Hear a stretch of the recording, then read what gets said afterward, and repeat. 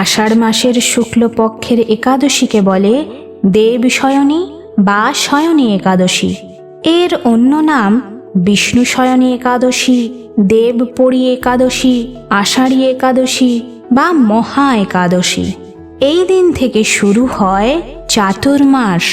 ভগবান শ্রীহরি বিষ্ণু এই দিন থেকে 4 মাসের জন্য যোগ নিদ্রায় বিশ্রাম করেন।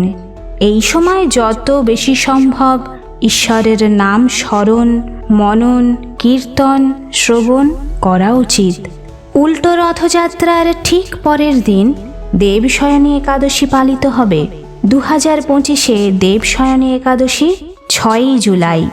একাদশী তিথি শুরু হবে 5ই জুলাই সন্ধে 6:54 আর এই তিথির সমাপন 6ই জুলাই রাত 9:14। একাদশীর পারণের সময় 7ই জুলাই সকাল 5:29 থেকে 8:16 পর্যন্ত। পারণের দিন দ্বাদশী তিথি সমাপনের সময় রাত 11:10।